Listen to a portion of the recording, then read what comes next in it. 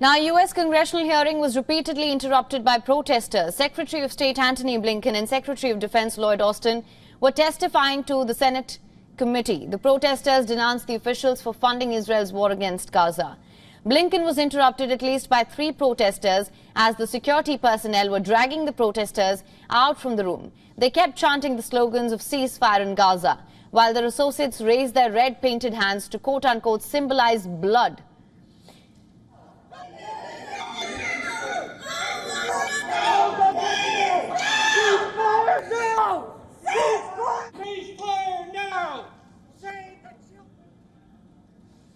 Blinken did not respond to the protesters. However, he said that the leaders need to consider a humanitarian pause.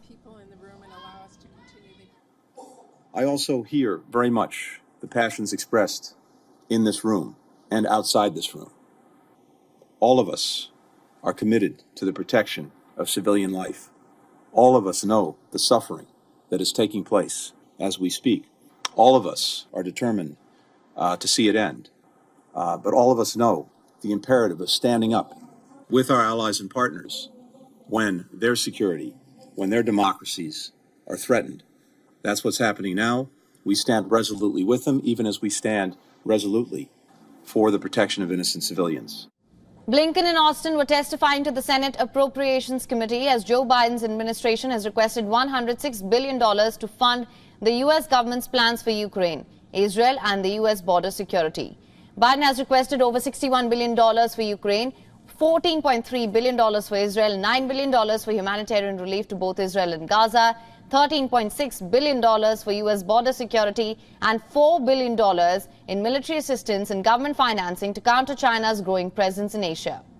Meanwhile, Austin backed U.S.'s support to Ukraine. He said that without U.S.'s backing, Russia will win the war. And while the Ukrainians have done amazing work, with our help in terms of the things that we provided them, if we pull the rug out from under them now, Putin will only get stronger, and he will be successful in doing what he wants to do. Meanwhile, Republicans have unveiled a plan to provide $14.3 billion in aid to Israel by cutting funding for the internal revenue service. In one of the first major policy actions under the new House Speaker Mike Johnson, House Republicans unveiled a supplemental spending bill only for Israel. Despite President Joe Biden's request for a $106 billion package, according to Speaker Mike Johnson, he wanted aid to Israel and Ukraine to be handled separately. He said that while he wanted more accountability for money sent to the Ukraine government, bolstering support for Israel should top the U.S. national security agenda. However, the House bill does not provide humanitarian aid for Gaza.